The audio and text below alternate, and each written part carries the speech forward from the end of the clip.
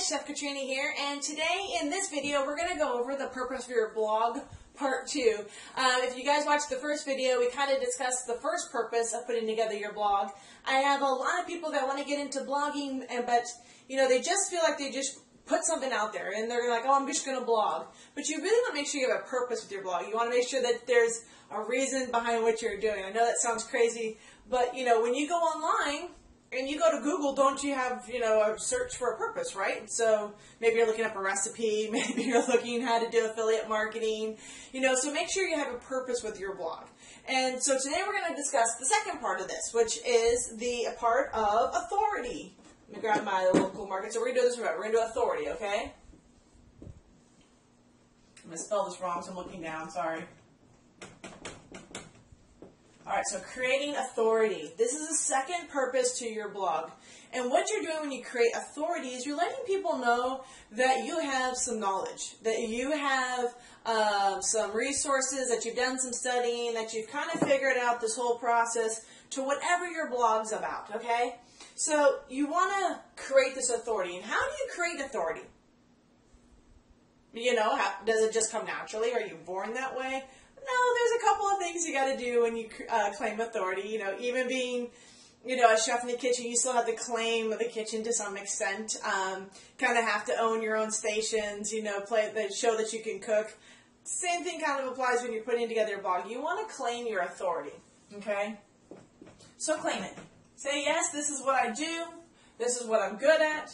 This is what I'm going to talk to you about today. And when you claim it, when you own it, and when you're really strong about what you're doing, people are like, oh, she really is, or he really does know about, this topic and this subject. And they're going to feel a lot more comfortable engaging with you and sharing things with you and following you and maybe being part of your team because people feel like they really are following a leader, okay? So definitely claim your authority. How do you claim authority? Well, there is a secondary part to this, okay? There's a secondary part which is called appointed. So appointed authority. How does this happen? Well, there is social. So socially people say, yes, this person's an authority. So you may get this through Facebook.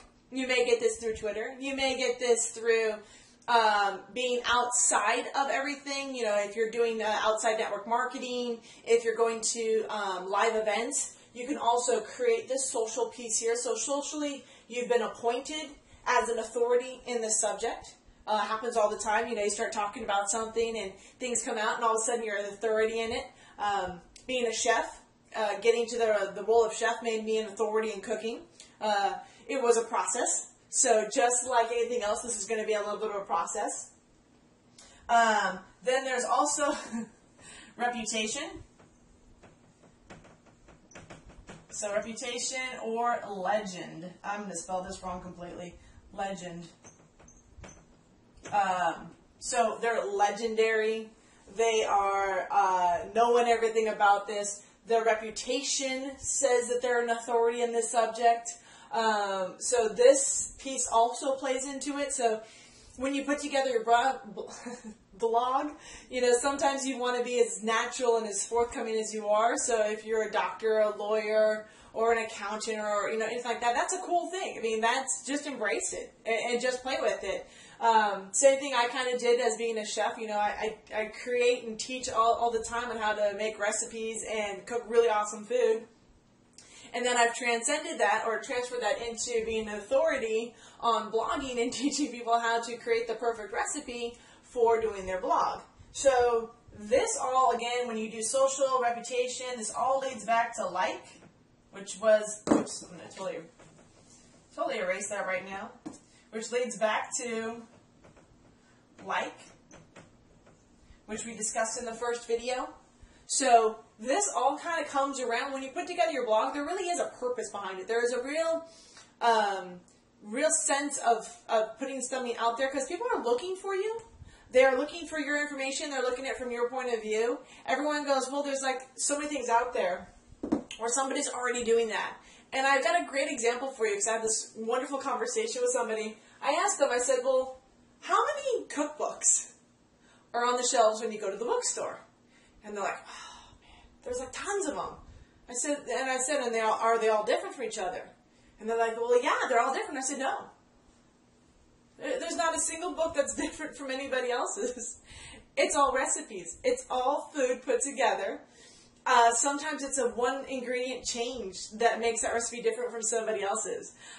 Maybe it's the chef that's putting together the cookbook. You know, there are definitely chefs that I like to follow, chefs that I don't like to follow. So, you know, when you guys think about putting together a blog and you're like, oh, this is already out there. Yeah, but now it's from your point of view. Now it's from your eyes, your interactions, and that's what you're going to help create when you put together your blog. So your purpose for your blog really has two parts to it. It's got part one, which is the like, and it's got part two, which is the authority piece. So this, I hope, helps you really kind of understand how to put together your blog. So if you like this and you got a lot of value out of this, comment down below. Share, you know, what you guys thought of this. How, you know, if you guys are already implementing this. Also, I'd love when you guys share this on Facebook, on Twitter, Pinterest, YouTube. You know, give me a thumbs up if you're watching this on YouTube. I love when you guys make that interaction with me. So I have created a more in-depth training for this. I put together a course called Blogging Ingredients. So if you're really interested in learning some of the more in-depth pieces behind why you have to have your blog, really create it right the first time, go to bloggingingredients.com and sign up for the course, and I will literally, guys, help you build this thing from the ground up. So that is my gift to you, is I'm going to show you the step-by-step recipe on creating the blog with a purpose to create this as fast as possible for you. So thank you guys for joining me on this video. Again, comment, give it a thumbs up, like, and share it with your friends, and I'll see you guys in the next video.